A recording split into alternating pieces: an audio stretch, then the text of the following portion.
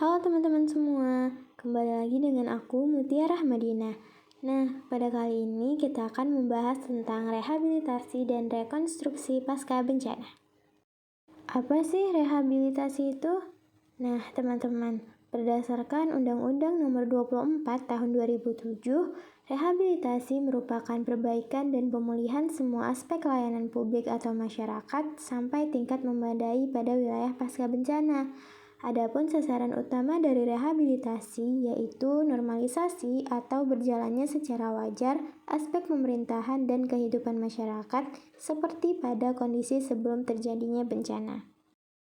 Adapun ruang lingkup dari rehabilitasi yaitu yang pertama, perbaikan lingkungan daerah bencana, di mana mengembalikan kondisi fisik lingkungan seperti pembersihan puing, normalisasi sungai, drainase, dan perbaikan kawasan terdampak. Lalu yang kedua ada perbaikan prasarana dan sarana umum, di mana mencakup perbaikan jalan, jembatan, jaringan listrik, air bersih, sekolah, rumah ibadah, dan fasilitas umum lainnya. Yang ketiga ada pemberian bantuan perbaikan rumah masyarakat, di mana bantuan untuk memperbaiki atau membangun kembali rumah warga yang rusak agar layak huni kembali. Yang keempat, pemulihan sosial psikologis, di mana memberikan dukungan dan layanan psikososial kepada korban bencana untuk mengatasi trauma dan tekanan mental. Yang kelima, pelayanan kesehatan, di mana menyediakan layanan medis, pengobatan, imunisasi, dan pemulihan gizi bagi korban bencana. Yang keenam, rekonsiliasi dan resolusi konflik, di mana mengatasi konflik sosial yang mungkin terjadi pasca bencana serta membangun kembali harmoni sosial antar warga. Yang ketujuh, pemulihan sosial, ekonomi, dan budaya, di mana menghidupkan kembali aktivitas sosial ekonomi masyarakat seperti UMKM, pertanian, ataupun perdagangan, dan pelestarian budaya lokal. Kedelapan, pemulihan keamanan dan ketertiban, di mana menjamin keamanan masyarakat serta mencegah kriminalitas atau gangguan sosial lainnya. Yang sembilan, pemulihan fungsi pemerintahan, di mana mengaktifkan kembali fungsi administrasi pemerintah daerah yang sempat terganggu akibat bencana. Dan yang terakhir, pemulihan fungsi pelayanan publik, di mana memastikan kembali berjalannya layanan publik seperti pendidikan, kesehatan, administrasi kependudukan, dan layanan dasar lainnya. Nah, kita masuk kepada yang kedua yaitu rekonstruksi. Apa sih rekonstruksi itu? Berdasarkan Undang-Undang Nomor 24 Tahun 2007, rekonstruksi merupakan pembangunan kembali semua prasarana dan sarana serta kelembagaan pada wilayah pasca bencana pemerintah atau masyarakat. Adapun sasaran utama dari rekonstruksi yaitu tumbuh kembangnya kegiatan ekonomi, sosial dan budaya, tegaknya hukum dan ketertiban, serta bangkitnya peran serta masyarakat dalam segala aspek kehidupan. Selanjutnya, ruang lingkup rekonstruksi. Pertama yaitu pembangunan kembali sarana dan prasarana. Maksudnya adalah membangun ulang infrastruktur fisik seperti jalan, jembatan, jaringan listrik, air, dan bangunan lainnya yang rusak akibat bencana dengan kualitas dan daya tahan yang lebih baik. Kedua, membangun kembali sarana sosial masyarakat, yaitu membangun kembali fasilitas sosial seperti sekolah, rumah sakit, pusat layanan masyarakat, dan fasilitas umum lainnya untuk mendukung kehidupan sosial masyarakat. Ketiga, pembangunan kembali sarana sosial budaya masyarakat. Maksudnya adalah menghidupkan kembali dan membangun fasilitas budaya serta tempat ibadah dan kegiatan sosial budaya masyarakat yang sempat hilang atau rusak. Yang keempat, penerapan rancang bangun yang tepat dan penggunaan peralatan yang lebih baik dan tahan bencana. Maksudnya adalah mengadopsi prinsip Build Back Better dengan menerapkan desain bangunan dan teknologi konstruksi yang tahan terhadap bencana di masa depan.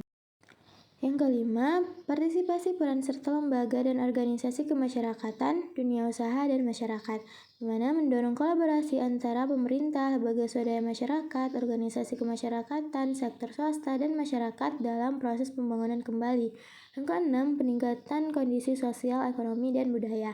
Maksudnya mendorong pemulihan dan peningkatan kesejahteraan masyarakat melalui pengembangan ekonomi lokal, penciptaan lapangan kerja, serta pelestarian nilai-nilai budaya. Yang ketujuh, peningkatan fungsi pelayanan publik, di mana menguatkan dan memperluas akses layanan publik seperti pendidikan, kesehatan, transportasi, dan layanan administrasi kependudukan agar lebih efisien dan inklusif. Dan yang terakhir, peningkatan pelayanan utama dalam masyarakat.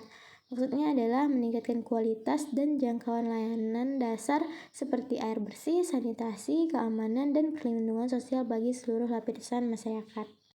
Nah, selanjutnya lembaga koordinasi. Nah, dalam rehabilitasi dan rekonstruksi, ada pun lembaga yang berkoordinasi yaitu yang pertama Dinas Pekerjaan Umum, ada Dinas Kesehatan, Dinas Lingkungan Hidup, Dinas Perumahan dan Kawasan Permukiman, Dinas Sosial, dan lain-lain. Nah, dalam rehabilitasi dan rekonstruksi masih terdapat beberapa permasalahan, yaitu seperti yang pertama, koordinasi kurang fleksibel. Maksudnya di sini koordinasi antar instansi pusat, daerah, dan mitra seringkali bersifat kaku dan birokratis. Lambatnya alur komunikasi dan pengambilan keputusan menghambat respon cepat di lapangan, serta tumpang tindih kewenangan atau tidak jelasnya peran masing-masing pihak. Nah, adapun solusi yang ditawarkan yaitu membentuk pos komando terpadu dengan sistem komando yang jelas dan fleksibel, optimalisasi sistem informasi bencana berbasis digital yang real time, serta pelatihan koordinasi lintas sektor secara rutin melalui simulasi bencana.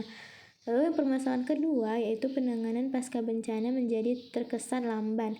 Maksudnya adalah keterlambatan distribusi bantuan, pembangunan kembali, dan pemulihan layanan publik.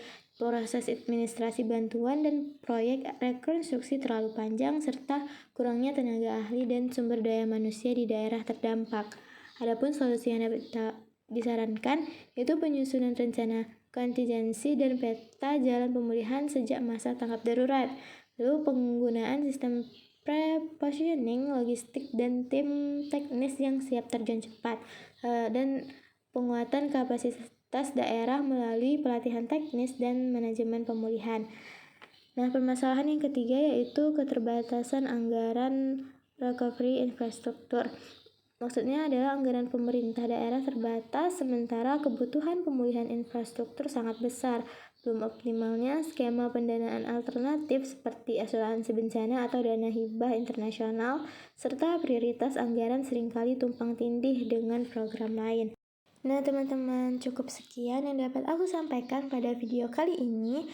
Terima kasih perhatiannya. Sampai berjumpa di video selanjutnya. Dadah!